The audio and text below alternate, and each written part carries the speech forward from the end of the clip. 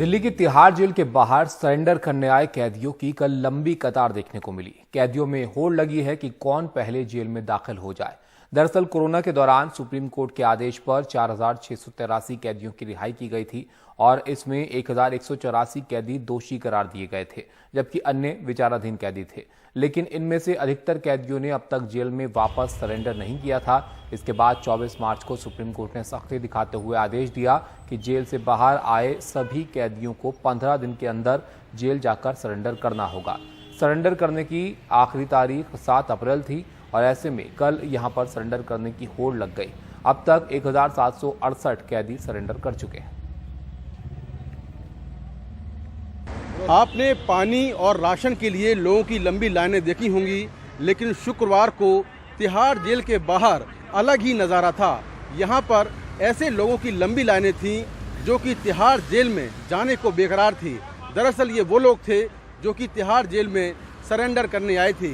इन लोगों को कोरोना महामारी के दौरान तिहाड़ जेल में भीड़ कम करने के लिए एक तय समय सीमा के लिए जेल से पैरोल पर रिहा कर दिया गया था, लेकिन ये लोग तय समय सीमा पर तिहाड़ जेल में सरेंडर करने नहीं आए। इसके बाद 24 मार्च को सुप्रीम कोर्ट ने सख्ती दिखाते हुए आदेश दिया कि ऐसे सभी कैदी जो कोरोना महामारी के दौरान पैरोल पर रिहा किए गए हैं उनको 15 दिन के अंदर सरेंडर करना होगा, जिसका आखिरी दिन शुक्रवार यानी 7 अप्रैल था। तो 7 अप्रैल को यहाँ पर बड़ी संख्या में कैदी आए, उन्होंने सरेंडर किया। तिहाड़ जेल के मुताबिक अब तक 1700 से ज़्यादा ऐसे कैदी हैं जिन्होंने सरेंडर कर दिया है, लेकिन जो कैदी रिहा किए गए थे उनका आंकड़ा 4,000 से ऊपर है।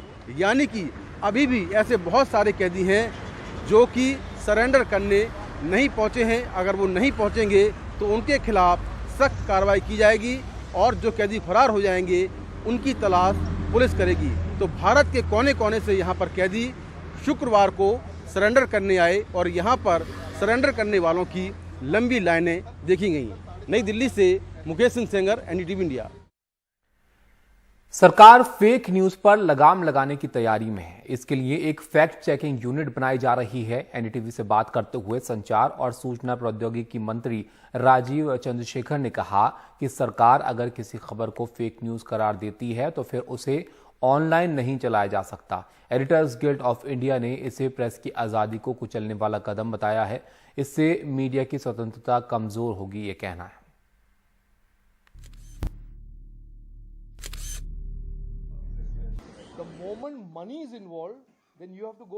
इंटरनेट पर फेक न्यूज की समस्या से निपटने के लिए सरकार ने आईटी रूल्स 2021 में अहम संशोधन किया है।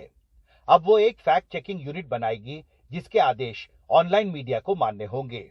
सरकार के इंफॉर्मेशन और डेटा को फैक्ट चेक करने के लिए। जी, तो ये फैक्ट चेकिंग यूनिट जो आप सेटअप करेंगे ये गवर्नमेंट की ही बॉडी होगी। हाँ जी, जो रेगुलेट करेगी कि गवर्नमेंट के बारे में जो कंटेंट है वो सही है, गलत है, फेक है या रियल है। मैं स्पष्ट कर दूं कि गवर्नमेंट का ही बॉडी होगा, क्योंकि गवर्नमेंट के डेटा के बारे में फैक्ट चेक करना बाहर को कोई एंटिटी के लिए इम्पॉसिबल होगा। तो सरकार के पास ही फैक्ट होंगे, सही फैक्ट क्या है, गलत फैक्ट क्या है। तो ये सरकारी फैक्ट चेकिंग यूनिट होगा, लेकिन ये काम करेगा बहुत रिस्पॉन्सिबली, बहुत ट्रांसपेरेंटली और बहुत अकाउंटेबिलिटी के साथ। आईटी रूल्स 2021 में किए गए नए संशोधनों के मुताबिक फैक्ट चेकिंग यूनिट ये देखेगी कि किसी इंटरनेट साइट पर भारत सरकार से जुड़ी कोई फेक न्यूज तो नहीं चल रही। वह ऐसी भ्रामक खबरों के बारे में इंटरनेट साइट को जानकारी देगी। अगर साइट ने फिर भी खबर नहीं हटाई तो उस पर केस चल सकता है। आप ये प्रस्ताव लेकर आए थे कि एक तरह से मीडिया का सेंसरशिप के लिए सरकार लेकर आ रही है। इस तरह के आरोपों को आप कैसे देखते हैं? नहीं, इसमें देखिए आरोप तो कोई भी लगा सकता है और इसमें कोई हम डेमोक्रेसी हैं। लेकिन मैं स्पष्ट रूप से ये कहना चाहता हूँ कि ये कोई misinformation is not a battle against free speech. और हम पहले सरकार हैं जिन्होंने आईटी रूल्स में स्पष्ट रूप से डाला है कि सिटीजन्स के फंडामेंटल राइट्स का कभी भी उल्लंघन नहीं होगा। तो ये कोई बाइनरी नहीं है कि मिसइंफॉर्मेशन को हम जब टैकल करते हैं उसका फ्री स्पीच पे कॉन्सिक्वेंशियल इफेक्ट होगा, ऐसा नहीं है। एडिटर्स गिल्ड ऑफ इंडिया ने इन नए आईटी नियमों की कड़े शब्दों में आलोचना की है। एडिटर्स गिल्ड का कहना है, फेक न्यूज के नाम पर सरकार अपने हाथ में पूरी ताकत ले रही है। वही तय करेगी कि कौन सी खबर फेक है और कौन सी नहीं। नए नियमों में उसके फैसले को चुनौती तक देने का प्रावधान नहीं है और इससे मीडिया की स्वतंत्रता कमजोर होगी।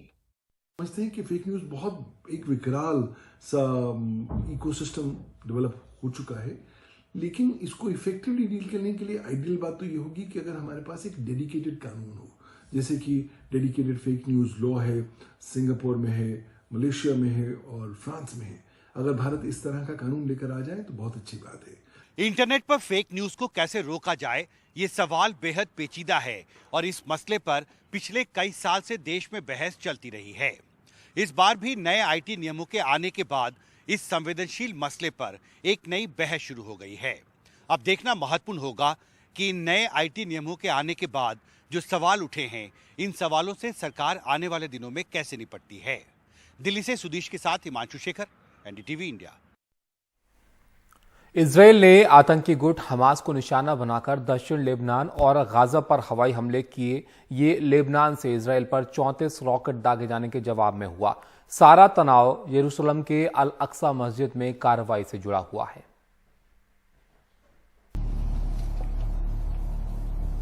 ये तस्वीरें दक्षिण लेबनान की हैं, जहां पर इजरायल के हवाई हमले के बाद कई विशाल गड्ढे बन गए हैं और घरों को भी नुकसान पहुंचा है। गाजा की भी कुछ ऐसी ही तस्वीर है। كنت نايم فجأة وما حسيت إلا صار ضربة، وقع الزقف عند أهلي، رح بدي أشوف، ضرب الثاني، تكسرت الحمضيات كلياتها وراح البيت।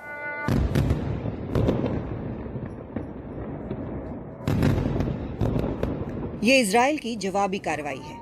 इसके पहले गुरुवार को लेबनान की तरफ से एक के बाद एक 34 रॉकेट उत्तर इजरायल पर दागे गए।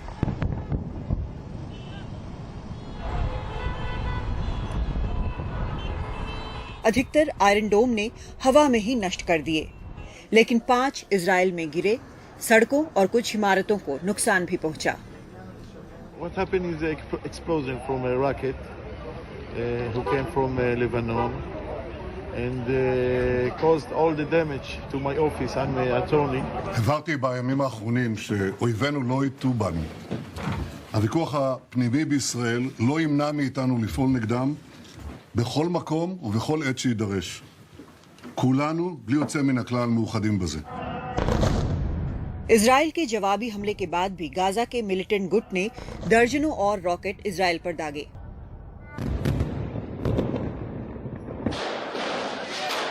असल में ये तनाव इजरायली पुलिस के जेरूसलम में अल अक्सा मस्जिद में घुसने के बाद हुआ। वहां पर मौजूद फिलिस्तीनियों के साथ पुलिस की झड़प हुई। नियम के मुताबिक कोई रात मस्जिद में नहीं रुक सकता और पुलिस मस्जिद खाली कराने गई थी जब झड़प हुई। 17 साल बाद लेबनान की तरफ से रॉकेट दागे गए हैं। लेबनान के जिस इलाके से रॉकेट दागे गए वो हमास के प्रभाव वाला इलाका है, लेकिन लेबनान ने कहा है कि वो नहीं चाहता कि स्थिति बिगड़े। दिल्ली से कादम्बिनी शर्मा, एनडीटीवी इंडिया।